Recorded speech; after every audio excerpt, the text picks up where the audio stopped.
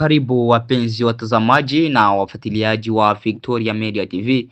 Tunawakaribisha kwenye kipindi chetu chema cha matangazo ya habari toka mashariki mwa Jamhuri ya Kidemokrasia ya Kongo. Hii ni Victoria Media TV ikikupeperushia habari tofauti toka mashariki mwa Jamhuri ya Kidemokrasia ya Kongo. Ndugu mpenzi mtazamaji, kama ni mara kwa kwanza kwenye channel yetu, hakikisha una subscribe na comment na kushare. Mfransi unasemaka unajiabone, una commenter, una partager juu wengine waendelee kupata habari zetu za kila siku. Hii ni media ambayo inakupeperushia habari toka mashariki mwa Jamhuri ya Kidemokrasia ya Kongo. Basi ndugu mpenzi mtazamaji, kama ushafaa vile, hata tuseme asante kwa kuchagula Victoria Media TV kama media yako pendwa ya kipato cha matangazo ya habari. Hacha tukupashe.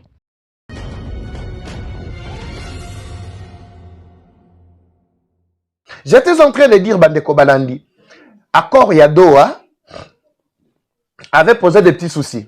Juste après, signature, il y a principe. Bapé ça qui bango 10 jours. C'est-à-dire, 18 pour signer qui ba 8. C'est-à-dire, 8 juillet jusqu'au 18. Donc, intervalle union soana, il y a 8 jusqu'au 18. Et Zala qui peut être se conformer, na le lenge ba ko procéder, na kosa la accord. Alors, M23 ont découvert stratégie à Tshisekedi, mais avec beaucoup de retard. Et je leur dis ici que c'est déjà tard. Pour ma cambotan, biso ça la bémission boy. Bon quand c'était que non plus de 100 000 abonnés nyon soit nezaka ba congolais o ba lingaka o tozo sala non. Na ba rwandais pe bazana kati. C'est pourquoi je vous ai demandé que si vous êtes congolais pour la première fois, vous me suivez et que vous n'êtes pas encore abonné, bo laïka kate, bo partage kate, commence par le faire. Peut-être au gota la bobika, mais ba congolais baza déjà belenga na ko s'abonner sous point. Non non. So s'abonner ko pe sa poa naza na posa bino ba congolais de valeur. Le M23 ba yaka apona ko yoka makanisme biso et puis ko yeba lengeni ba koki ko tiola biso. Mais biso to lenda na matali communication. Quand je communique ici, j'ai toujours donné même des pistes, j'ai toujours donné même des points, des éléments d'analyse. Le M23 lokola mayele na bango ezalaka nambo yaka muke. Ndeko mo ayebi singa ke so tali mbunju na bango na mbango komona kaneki. Donc mayele eza kokokate kati na bango. Bango ba memi makamuna za koloba lokola ba jeu. Bazo finganga ba créer na ba compte privé bazo finganga. Mais c'est maintenant qu'ils découvrent que ce que je leur avais dit était vrai. Stratégie à Tshisekedi n'était pas dévoilée avant l'accomplissement. L'homme vous avait dit ici à plusieurs reprises, je ne discuterai pas avec les pantins.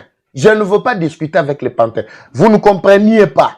Mais bango bakataka ba parti on a ko diffuser awa ba tie comme sujet na bango ya mafinga kochola nenge bazala ko ling. Mais aujourd'hui, ils sont tombés dans leur propre piège. Tshisekedi dans ses stratégies à Salinini. L'homme a appelé tout le monde, voire même Basango, appelé voir même les soi-disant les opposants les plus farouches. Baba ko lo batu sa ba fayulu atozolo ba fayulu kutu bazana kacha ko potana. Alenga tinda nani atini nani Prince Penge. Prince Penge komi kuna ba condition de sécurité de Prince Penge ne répond à aucun des critères qui sont exigés pour intégrer nouvelle équipe gouvernementale. Benda bika boyo kaba opposa otozana bango. Prince Penge d'abord diplôme ya pamba oyo azalaka dangote. C'est quoi ba condition ba ko tia nyonso wana parce que chaque membre doit passer par l'audition. Et sengeli ba auditionner ba yokaye. Ma condition n'attangela qui bino na émission avant-hier, je crois, ce qui lobby première partie. Revenez dans la mission na biso et tu les cas parce que nous faisons ce qu'on appelle suite logique de ce qu'on introduit, on développe et on fait la conclusion. Mais ce n'est pas en un coup. Tozo kende bongo po toza na posa boza la kanabiso ao. Alors, tu sais qu'il y a bendi batunyo soana. Aeko benda peut voir même le M23. Le seul objectif c'est koyoka oyo ezalaki lokola cahier des charges ya mutu na mutu. Parce que bango bazako lela ah non, nous on n'a pas besoin du pouvoir. Ndenge to eboye, c'est la libération du pays. OK, ça va. Si réellement vous êtes là pour la libération du pays, venez. Mais quand ils sont venus, Baye Komona Tshisekedi avait déjà dit clairement que ces gens-là n'ont aucun cahier des charges. Oyo ezali ko reprendre ba désidérata soi-disant la population. Comme les M23, ils ont le cahier des charges ya Rwanda. Réclamation ezalaki. Non, nous sommes là pour la défense. Il y a tribu minoritaire, Batouti. Pourtant, touti asenga ki bango kutu protection wanate. Ba touti tu sais que du coup tu n'aimes toi au protéger bango abenga bango bandeko na biso. Tantôt to poussani et comme nous sommes nous nous sommes attaqués au gouvernement Kinshasa parce que balinga ba modifier constitution. Ah! Mais les kamo constitution e ko bima awa sika awa. Mais bino mo bandaki déjà ba réclamation na bino bandaka la. Pour M23 et botami le lote. Mais awa tozolo ba awa kaye des charges ezaka lelo échangé. Lobby échangé. Et comme il est sous bako tchape bato na biso na kati ya gouvernement. Nabite soki bozo yoka. Pour toi qui tono remaniement iso salema, tu sais que dans lobby que non, et un gouvernement il y a large consensus, il y a ouvert même aux opposants. Nous sommes l'opposition armée. Et c'est ngeli ko tchape ba au cadre na biso ya M23 ba ko taper na gouvernement ya Sika. Souminwa 2 et Kota. Ça fait partie, il y a des réclamations, il y a des rédaction, il y a accord, il y a Doha Bandeko Balandi. Écoutez comment les Rwandais ne sont plus intelligents. Ne sont pas plus. Parce qu'ils ne l'ont jamais été. Ils ne le seront jamais. Alors, tu sais qu'il y a benda qui bango nyoso. Pour na koyoka ba réclamation ya batu na batu.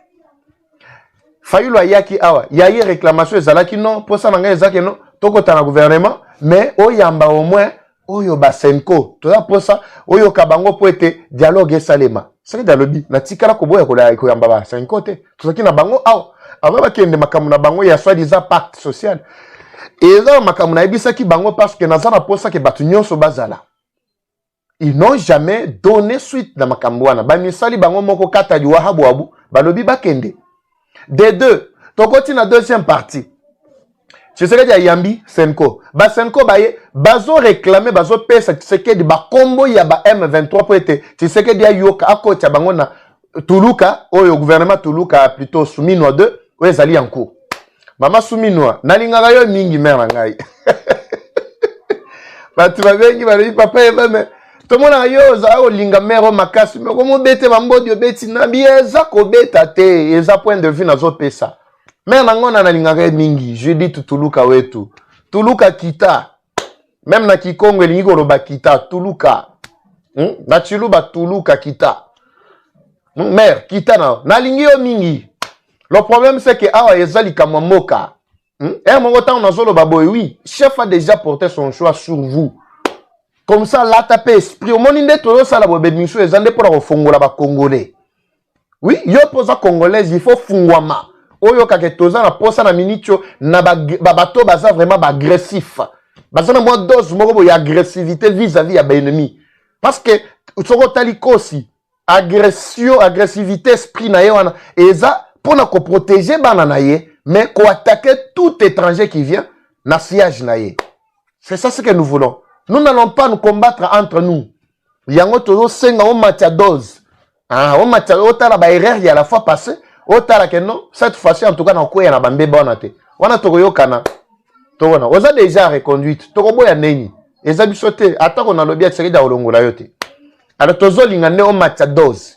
Voilà, wana eza ki brèche mke par rapport ya mituna bayike ba mais waza eza nini na mama Tuluka. Non, mama Tuluka na biso aza na bien.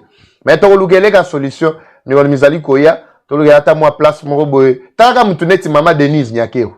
Yo kanti mama Denise Nyakeo bako chepe na premier ministre ata yo moko. Talaka belé abola muya zanango fatipe moi dou ba nini tout ça surtout tu ba douceur et belé to à la tête du pays. Voyez ce que ça donne. Kimia compassion sur compassion alors que le Rwanda ne comprend que le langage y a ba brutalité. Donc c'était ça mon intention. Alors, je passe à autre chose. J'étais en train d'expliquer ici que tu sais que des sangi si batunyo sowana. Ezala basango, ezala mais basango ba memeli tu sais que dit cahier de charge ya ba M23. Réclamation bako tapé na gouvernement. Awa siko to comme une étape ya gouvernement bima po ezo bima avant vendredi. Oyoka lelo na lobby tout ça. Pour votre information document ya ko tambola na publication nouveau gouvernement ezalukuta. Ezaka ba labo bato bakosaka bato na kati ya ba réseau. Donc le gouvernement n'est pas encore sorti. Tango eko bima, bon Landeva Patrick, je vais préciser ici. Eko bima lelo lobby kuna mais tout au plus tard toyebi au moins selon makansi matiseke du tout plus tard ba vendredi. M23 bazali kobeta c'était ko insister babinanga tiki biso. Nous les hauts cadres nous avons besoin d'intégrer le gouvernement. Congolais bobinini. Ba Congolais bobinini, boy bisangai. Ba kota to ba kota te. Boy bisangai a. Banyarwanda, ils réclament le gouvernement. Banani ba pesa ki kilo wana yakoya ko pesa ba kombo et pas Tshisekedi pour que Tshisekedi azwa ba kombo wana en compte ya ba M23 ko tsa ba gouvernement ya Souminwa 2. Ezaki ba sango ba ambongo. Ambongo Nakata Kigali, ça j'avais parlé il y a 3-4 jours, lors de leur session sur conférence Nini, vous avez suivi son langage. Et Zalaki juste un message direct, Yakoye Bisakagame que je ne t'ai jamais laissé, je ne t'ai jamais abandonné. Tout ce que j'ai fait au Congo, c'est pour t'appuyer, c'est pour te donner du poids. Au moment où Makambo Tshisekedi Zaranango pour ça, Yako féliciter ye, ko encourager ye na lutte, Bambongo Basala Kate pas Tshisekedi. Mais au moins quand ils sont à Kigali, ils le font vis-à-vis de Kagame. C'est pour lui dire que non, to mener ba démarche na biso. Accord au bozana kachako bongisa na Doha, ne vous en faites pas. J'ai déjà tout planifié le terrain, plus na tiaka gouvernement congolais pression, plus na zo bongisa bino nzela. Mais cette fois-ci, baraté complètement, ils sont tombés complètement par terre. Ndegomo a tourné le papa Eva. Vous ne pouvez pas dire au président Tshisekedi, comme il avait signé pour que Ambongo abima cardinal, il ne peut pas encore kokoti sa requête. Na Vatican kuna koyebi sa papa ke papa toboya Ambongo en tant que cardinal na mboka na biso. Wana de Congolais moko tuninga bongo ngana seki kana zidon. Tshisekedi akota mambwana te. Biso moko ba Congolais nde photo fongola miso bandeko. Maintenant l'accord, ce que j'ai annoncé na Katia Doha et na Katia Kotoka. Rédaction Kilikili. Totali du 8 au 18, rien n'a été fait. Même le cessez-le-feu immédiat au bas réclamant et salémité. Le M23 ne se sont pas organisés de façon à ce que va se retirer calmement. Bazaka munamu totali kwenaye a ekomi bien aller akimi. Sikoko kimo bazokima na ba village au bawaza bazali. Tant bakuta na bawaza waza pe apelisi moto. Donc c'est le feu jusqu'à là exact. Violation à Liboso de la part ya M23. Du 18 jusqu'au 8, il y a lobby oyo. Ba pesi bango tanyo so wana wo ya rédaction ya accord. Et la dernière touche, c'est-à-dire du 8 jusqu'au 18, ezalaki pour être se conformer parce que oyo ba signaki le 8 ezalaki ba principe d'accord. Mais le 18 ezalaki déjà base en idée pour des grandes lignes qui vont développer na kata accord. Ti atozoloba intervalle il y a 18 jusqu'à aujourd'hui, rien n'est fait. États-Unis les États-Unis bien sûr viennent d'établir va préciser balobi le 18 oyo il y a 18 août ndesuka masolo. Donald Trump yemoko atindi message clair et net. Autant atindaka la fois passé message na Doha aibisaki bato Qatar babi ba démarche wana suka nango elza le 17. De tomonaka epesa bango le 15 jusqu'à le 17, le 18 ti ba signé. Vous vous rappelez n'est-ce pas? Ba signé ka le 18. Donc, contraindre bango et pas Donald Trump en lobby. Tous les gens observé. Mais makambo belé tous observé. Apparemment, c'est comme si ça ne marche pas. Awa boulou yekezala ki na kacha korenye. L'accord, l'affaire ya accord na Doha vient de reprendre encore avec beaucoup de rigueur. Rigueur ya makasi pourvu que d'ici le 18 makambo wana esila to le belango lisusu te. To le belango lisusu te. Je suis en train de voir maintenant, préalable que Donald Trump est en train de placer pour que la prochaine rencontre entre Ebembe na son excellence Félix Tshisekedi et Saleba na Katia ya Washington. Parce que c'était prévu, comme je vous avais dit, que sans Doha, on ne pouvait pas parler de l'accord, et plutôt rencontre ya Tshisekedi na Ebembe Bichopi Kagame. Donc maintenant, ce qui est comme préalable, Eza ba vider affaire ya Doha. Maintenant, le bango ba yeba ki accord ya Washington ndeza kleboa oyo ya Doha nde fallait ba tripoter ba bebisa pour que épée sans elate azalaki ko créer ba dilatoire. Donald Trump déjà ayeba ki style d'opération ya ba M23 abignet awa biso tozolandela bino. Donc les 18 baza contraint ozala mwindu, ozala pembe, ozala ebembe, ozala bomoi, ozala obungi, ozala okimi, mukolo wana boko signer.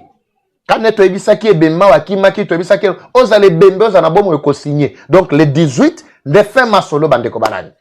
Parce que accord ya doit compléter oya Washington pourvu que tango Tshisekedi akoya na Kagame bakoya bangonde ba protagoniste.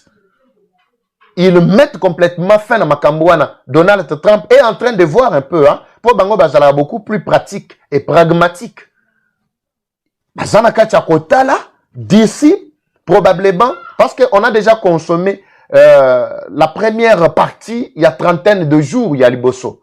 Après la signature, il y a Washington, qui était intervenu le 27 juin, voulais-je dire, na awa, le 27 juillet, on a totalisé complètement 30 jours, il y a Liboso. Lelo a toujours courir 30 deuxième partie à 32e partie il y a Mikolo. Plutôt qu'est-ce que j'ai dit? Trentaine de jours il y a deuxième partie et Zali en cours. On avait donné 90 jours pour se conformer. Ces 90 jours qui ont été donnés, c'est pratiquement 3 mois pour que Bakambunyo soit ici là, qui est complètement à l'est du pays et les États-Unis vont maintenant s'installer et commencer officiellement misara na bango na cadre ya accord ya deal ezala na RDC ezala na Rwanda. Mais comme Rwanda cherchait toujours à embrouiller la situation, ne voulait pas aller sous cet angle-là. Les Américains l'ont contraint. Au moment où nous parlons, l'accord vient de reprendre encore avec beaucoup de rigueur. Nanga boya kikutu ko se présenter à l'obinga soka na bimi awa kampana na kei po azana kampana. So na bimi ka kampana na kei kuna bakanganga. Bake kanganga. Ya bazo tinda tata oyo aza secrétaire na bango soki bonimpo nemto batinda batinda comme tout le monde mayele était d'abord français azo yoka ngo bien te. Nabite sokuna makambo bo sala wondeni. Bazo na Kinyarwanda. Ba pour parler cause na Kinyarwanda peut-être. Bien on a Kirab, il y a émir de Qatar, et puis interpréter directement la Kinyarwanda pour permettre à Bango. Ils ont ce problème-là. D'abord, compréhension et zapas. Maintenant, Mabango nyonso essaie et kangama déjà na manduki, na makela manduki de Sili. Donc, ce sont des rebelles. Ce sont des rebelles, des terroristes même. Pas même des rebelles d'un pays. Ce sont des terroristes. Alors, Bandeko, c'est une précision de détail pour vous dire que les choses évoluent très bien dans quand il y a des Congolais. Nous attendons d'ici le 18 pour que moi, cela n'est là complètement. Là, je vais vous annoncer la date, il y a rencontre, il y a Tshisekedi. Parce que bientôt, Tshisekedi doit se rendre déjà aux États-Unis. Bah, préalable, ils allaient kinde au Doha, ils allaient signer. Doha, Makambwe, Sila, Lokola, Donald Trump, à cause de deux accords, on a maboko maye. Atali ya Doha, Atali ya Rwanda. Yemoko, abengisi, États-Unis, abengisi batunyoso plutôt, Tshisekedi, Kagame Michopi, Bayona, Bafandi, Basoli Makamunyoso, apesi bangombote, ali bapesa ni mbote sur place, Cécilie. Tobosani affaire ya Bitumba. Togota la siko, qui va encore lever son petit doigt, comme c'est le cas aujourd'hui? Personne n'a la force de lever son petit doigt pour attaquer encore la RDC. Ou ravitailler le Rwanda. Donc, c'est-à-dire, ils sont complètement cuits. Conclusion, c'est que d'ici le 28, nous attendons la suite pour que Bappé c'est déjà Nzela, il y a rencontre entre Tshisekedi et Michopi aux États-Unis, surtout dans le bureau Oval. Togota la na santé nini, Michopi a okenango kuna. Santé nini, Michopi a okenango kuna bandeko balandi. La guerre est rwandaise, mais la victoire reste congolaise.